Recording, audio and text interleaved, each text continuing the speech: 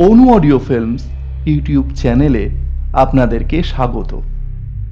আজকে আপনারা শুনবেন বিভূতিভূষণ বন্দ্যোপাধ্যায়ের লেখা একটি ভীষণ জনপ্রিয় ভূতের গল্প, গঙ্গাধরের বিপদ। এই গল্পটি আমরা নিয়েছি ভয় সমগ্র বিভূতিভূষণ বন্দ্যোপাধ্যায় এই বইটি থেকে। গল্পের সূত্রধার, গল্প পাঠ এবং খাঁ সাহেবের ভূমিকায় ভাস্কর, গঙ্গাধর এবং খোদাদাত খাঁয়ের ভূমিকায় অপূর্ব। শুরু হচ্ছে আজকের গল্প, গঙ্গাধরের বিপদ।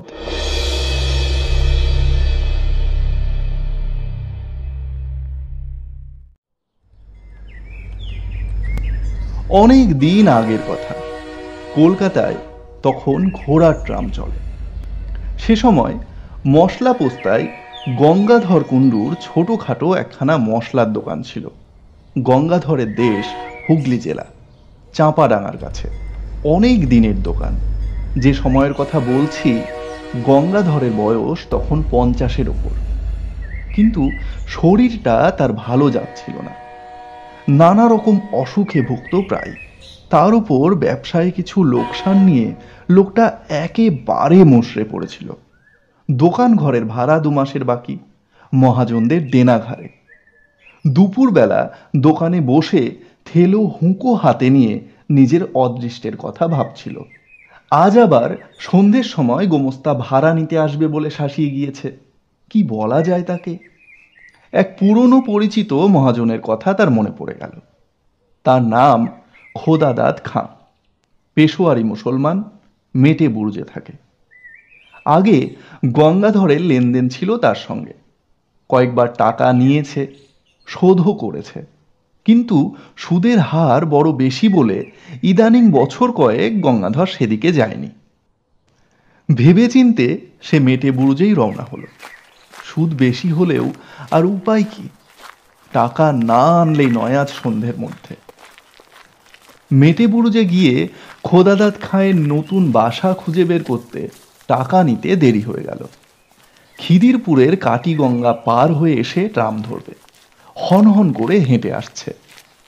এমন সময় একজন লোক তাকে ডেকে বললে, এ সাহেব, ইধার শুনিয়ে তো যারা। সন্ধে হয়ে গিয়েছে। যেখান থেকে লোকটা তাকে ডাকলে সেখানে কতকগুলো গাছপালায় বেশ একটু অন্ধকার। স্থানটা নির্জন, তার উপর আবার তার সঙ্গে রয়েছে টাকা। গঙ্গাধরের মনে একটু সন্দেহ যে হলো না এমন নয়, কিন্তু উপায় নেই। লোকটা এগিয়ে এলো ওই গাছগুলোর তলায়। সে যেন তারই প্রতীক্ষায় দাঁড়িয়েছিল। লোকটা খুব লম্বা, মাথার ঝাঁকড়া ঝাঁকড়া চুল ঘাড়ের ওপর এসে পড়েছে। মুখটা ভালো দেখা যাচ্ছে না। পরনে ঢিলে ইজের ও আলখাল্লা।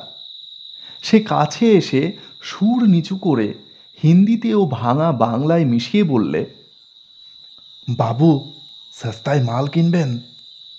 গঙ্গাধর আশ্চর্য হয়ে বললে, কি মাল? লোকটা চারিদিকে চেয়ে বললে, এখানে কথা হবে না বাবু, পুলিশ ঘুরছে, আমার সঙ্গে আসুন।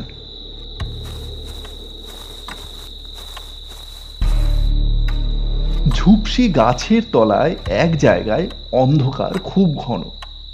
সেখানে গিয়ে লোকটা বললে, জিনিসটা কোকেন আছে, খুব সস্তায় পাবেন, ডিউটি ছুট মাল আছে, লুকিয়ে দেব। গঙ্গাধর চমকে উঠল। সে কখনো ও ব্যবসা করেনি। ডিউটি ছুট কোকেন? কি সর্বনেশে জিনিস! ভালো লোকের পাল্লায় পড়েছে সে।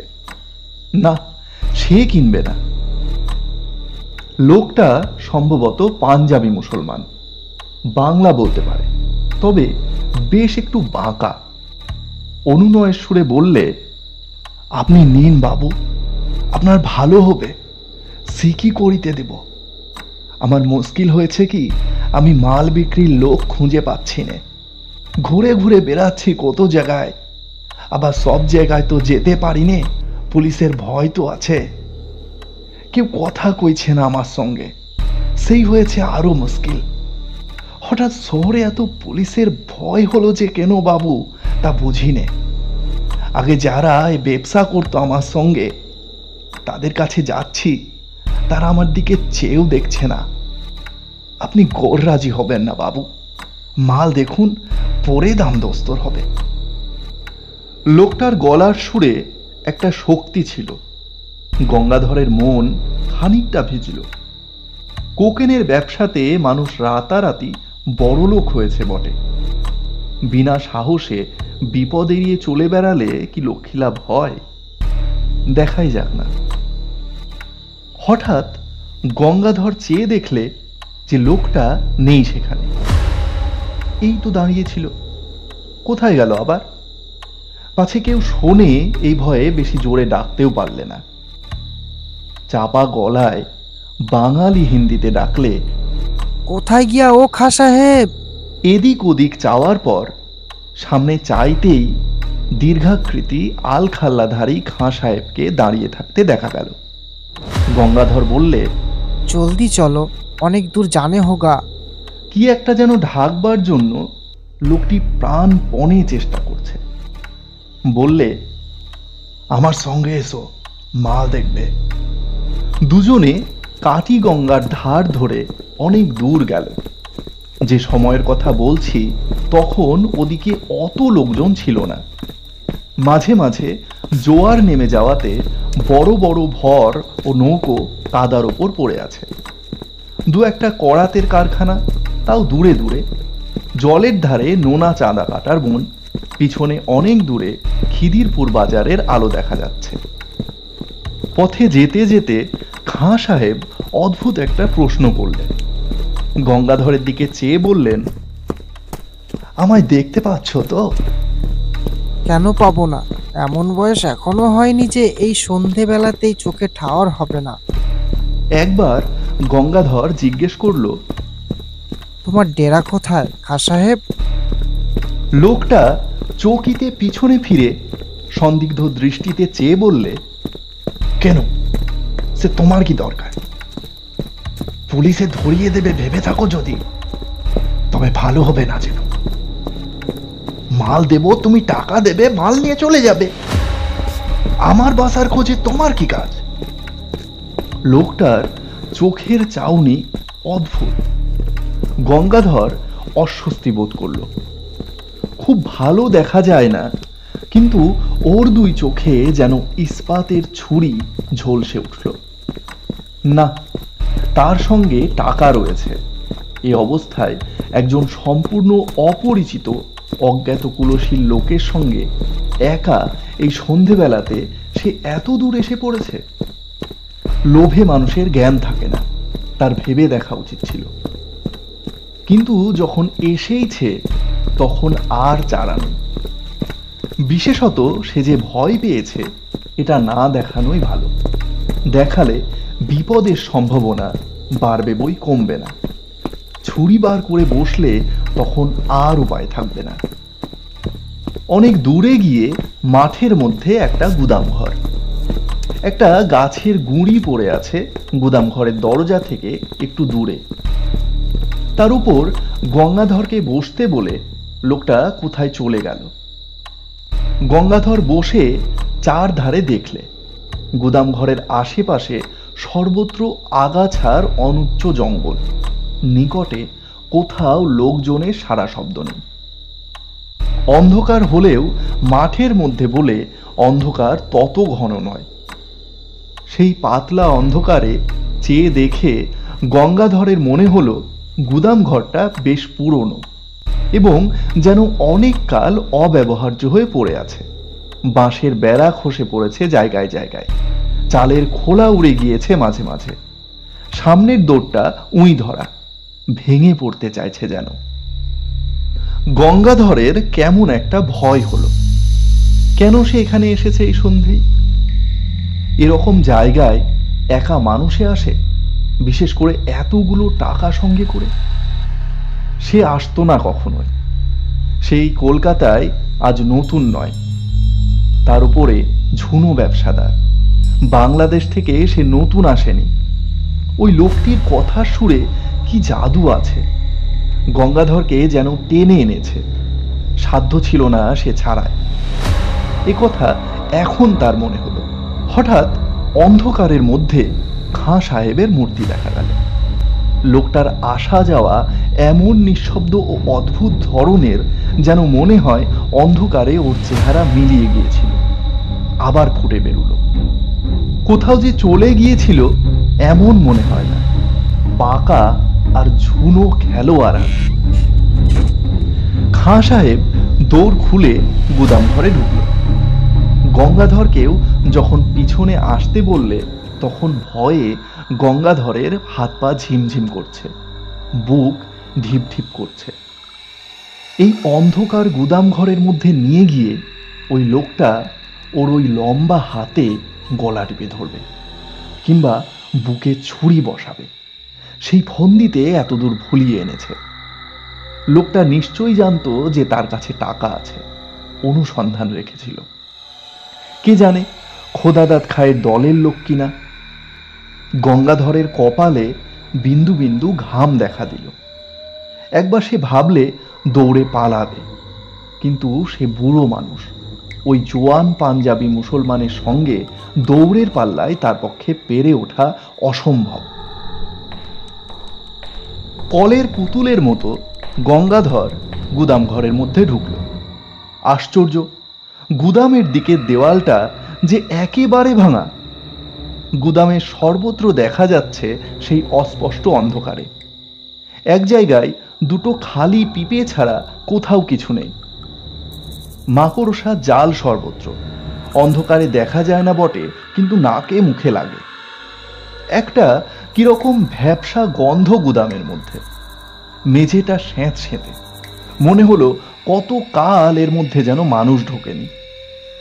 এদিকে আবার খাঁ সাহেব কোথায় গেল? লোকটা কোথায় যে যায় থেকে থেকে। অল্পক্ষণ, মিনিট দুই হবে, কেউ কোথাও নেই, শুধু গঙ্গাধর একলা। আবার সেই ভয়টা হলো, কেমন এক ধরনের ভয়, যেন বুকের রক্ত হিম হয়ে যাচ্ছে। এই বা কি রকম ভয়? আর গুদাম ঘরটার মধ্যে কনকনে ঠান্ডা হাওয়ার যেন একটা স্রোত বইছে মাঝে মাঝে। মিনিট দুই পরেই খাঁ সাহেব এই তো আধো অন্ধকারের মধ্যে সামনেই দাঁড়িয়ে। হঠাৎ একটা অদ্ভুত কথা বললে খাঁ সাহেব। বললে, তুমি কালা নাকি? এতক্ষণ কথা বলছি শুনতে পাচ্ছ না? কথার উত্তর দিচ্ছ না কেন? কোকেন যে জায়গায় আছে বললাম তা দেখতে পেয়েছ? সাবলের চার দিয়ে তুলতে বললাম পিপে দুটো, হাঁ করে সঙের মতো দাঁড়িয়ে গেল। বারে, এত কথা কখন বলেছে লোকটা? পাগল নাকি? গঙ্গাধর যেন ভেবা চাকা খেয়ে গিয়েছে, মুড়ের মতো দৃষ্টিতে চেয়ে বললে, কখন তুমি দেখালে কোকেনের জায়গা? কই, কোথায় সাবল? কথা বলতে বলতে গঙ্গাধর সম্মুখস্থ খাঁ সাহেবের মুখের দিকে চাইল। সঙ্গে সঙ্গে তার মনে হলো, তার বিভ্রান্ত বিমূঢ় আতঙ্কাকুল দৃষ্টির সামনে খাঁ সাহেবের মুখ, গলা, বুক, হাত, পা, সারাটা দেহ যেন চুরচুর হয়ে গুঁড়িয়ে গুঁড়িয়ে পড়ছে। সব যেন ভেঙে বাতাসে উড়ে উড়ে যাচ্ছে। খাঁ সাহেব প্রাণপণে দাঁত মুখ খামুটি করে বিষম মনের জোরে তার দেহের চূর্ণায়মান অণুগুলো যথাস্থানে ধরে রাখবার জন্য চেষ্টা করছে, কিন্তু পেরে উঠছে না। সব ভেঙে গেল, গুঁড়িয়ে গেল, উড়ে গেল। 1, 2, 3, 4। আর কোথায় খাঁ সাহেব? চারিপাশের অন্ধকারের মধ্যে সে মিলিয়ে গিয়েছে। একটা ঠান্ডা কনকনে বাতাসের ঝাপটা এলো কোথা থেকে। সঙ্গে সঙ্গে গঙ্গাধর আর্তরবে চিৎকার করে গুদাম ঘরের স্যাঁতসেঁতে মেঝের ওপর মূর্ছিত হয়ে পড়ে গেল।